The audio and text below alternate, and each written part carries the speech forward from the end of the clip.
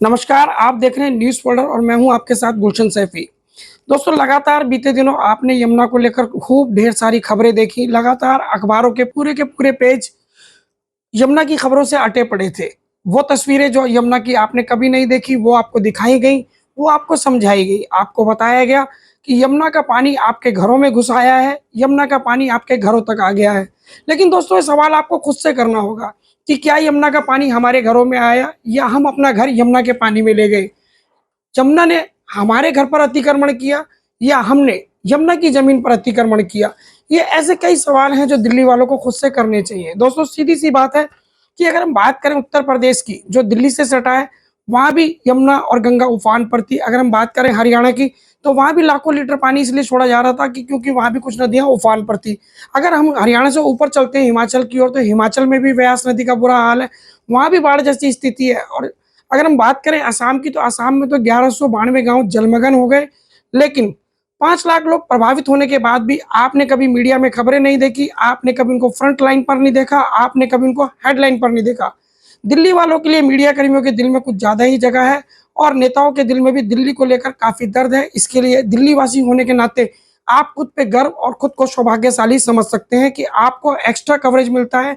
भले ही वो रंगीन जैकेटें पहनकर मीडिया कर्मी गले तक पानी में उतर जाएँ या फिर नेता रंगीन जैकेटें पहनकर दिल्ली में सड़कों पर बोट से घूमें।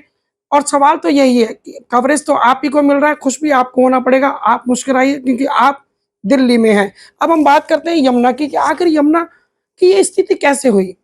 यमुना का पानी कैसे सड़कों पर आया? दोस्तों पहला सवाल मेरा ये है कि यमुना की अगर आप आज शेप देखें तो यमुना ज़मीन से मिल चुकी है। इसकी वजह है कि हज़ारों साल से यमुना के किनारों पर जो है अवैध खनन हो रहा है। जो यमुना पहले गिलास की शेप में थी, यानी पानी आएगा तो वो नीचे-नीचे चला जाएगा, किनारों पर जो लोग रह रहे हैं उनको नुकसान नहीं देगा। अब धीरे-धीरे हमने कटिंग करते उस गिलास को प्लेट की शक्ल में बदल दिया है, यानी हमने ज़मीन और नदी में कोई अंतर नहीं छोड़ा है। अब ज़रा-सा भी पानी आता है तो उसको दिशा नहीं मिलती, वो सीधा जाने के बजाय चारों तरफ फैल जाता है जिसकी वजह से आस-पास के लोगों तक पानी पहुँच जाता है और स्थिति विकराल हो जाती है। इसके लिए अब आप किसको ज़िम्मेदार मानते हैं ये आप खुद तय कर लेना, क्योंकि यमुना ने कभी अपने किनारे नहीं काटे, कोई भी नदी अपना किनारा नहीं काटती, बल्कि उसकी रक्षा करती है। ये तो अवैध खनन और लोगों का लालच ही है, जो यमुना को मारने के लिए, किसी भी नदी को मारने के लिए उसके किनारों पर अवैध खनन करते हैं और किसकी सरपरस्ती में करते हैं, ये बात आपको अच्छे से पता है। मेरा दूसरा सवाल है कि एक हेडलाइन आ रही थी कि 10,000 लोगों को पुल के ऊपर लाया गया क्योंकि निचले हिस्से में पानी भर गया और देखते-देखते वो संख्या 10,000 से बढ़कर 20,000, 30,000, 40,000 पर पहुँच गई। आखिर दोस्तों ये लाखों लोग यमुना के किनारे अवैध कॉलोनी बसाकर रहते कैसे हैं? ये अवैध कॉलोनियाँ कौन बसाता है? यमुना के किनारे सिंचाई विभाग की ज़मीन है, उस पर कॉलोनी कौन काटता है? कौन है ये लोग जो वहाँ प्लॉट खरीदते हैं? कौन है ये लोग जो किसको वोट देते हैं, किसको वोट लेते हैं, कुछ नहीं पता। लेकिन अचानक इनकी संख्या हज़ारों में हो जाती है और दोस्तों एक बहुत बड़ा सवाल ये भी है कि ये लोग अगर रहते हैं तो इनकी भी जान से खिलवाड़ है। कौन है जो लाखों लोगों की ज़िंदगी खतरे में डाल देते हैं वोट बैंक की राजनीति के लिए? आप हटाइए, अतिक्रमण को हटाइए, इन लाखों लोगों की ज़िंदगी बचेगी। ये जब यमुना के किनारे से हटा दिए जाएँगे तो कहीं न कहीं निश्चित रूप से सुरक्षित स्थान पर जाएँगे और अवैध कॉलोनियाँ काटने वालों को एक कड़ा सबक मिलेगा कि ऐसा नहीं करना है क्योंकि ऐसा अब नहीं होगा। लेकिन कोई भी सरकार इसके लिए ईमानदारी से कदम नहीं उठाती।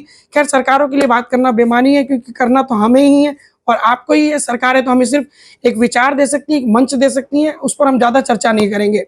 मेरा दूसरा सवाल ये है दोस्तों कि जब ये लाखों लोग प्रभावित होते हैं, हर साल स्थिति यही होती है। साल 1978 की बात करें, साल 2010 की बात करें, साल 2013 की बात करें, 13 जून 2013 में भी बाढ़ आई थी, 19 में भी यही हालात बने थे, आज 23 में भी ये हालात बने, तो आखिर हम कब सबक लेंगे? कब हम यमुना के किनारों को सुरक्षित करेंगे और कब उसका अवैध खनन और अवैध अतिक्रमण रोकेंगे? ये सवाल हर सरकार को खुद से करना चाहिए। दोस्तों मेरा चौथा सवाल ये है कि जो यमुना किनारे खेती करते हैं ये लोग, ये यमुना की जो किनारे की ज़मीन है ये सिंचाई विभाग की है। ये कौन लोग हैं जो वहाँ खेती करते हैं और सिंचाई विभाग इनको ठेके पर क्यों देता है? क्योंकि अमूमन हर साल ज़रा-सा भी पानी आता है तो खेती का मुआवज़ा देना पड़ता है। तो क्या इसे हम मुआवज़े का खेल मान लें? क्या हम इतना मान लें कि उसके टेंडर से इतना पैसा आ जाता है कि दिल्ली का जो है बजट सरप्लस हो जाता है? या फिर दिल्ली को एक अतिरिक्त घाटा मिलता है? इसकी भी ऑडिट होनी चाहिए कि आखिर कितना पैसा इस ज़मीन को पट्टे पे देने पे या लीज़ पे देने पर या सिंचाई पर देने पर या बटाई पर देने पर मिलता है।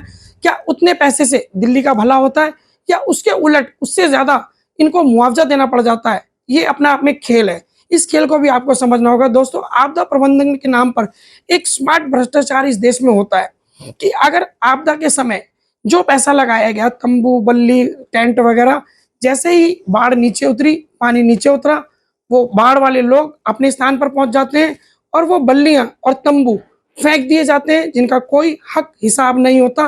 वो लाखों करोड़ों रुपया किसका खर्च होता है, कैसे खर्च होता है, ये आप भली भांति जानते हैं, लेकिन उसका हिसाब नहीं होता, ये आप नहीं जानते होंगे। दोस्तों, ये 4 फैक्ट्स मैं आपके साथ रख रहा हूँ। क्या यमुना हमारे घरों में घुस रही है या हम यमुना के घर में घुस गए हैं? दूसरा, यमुना के किनारे अवैध खनन कैसे रुकेगी?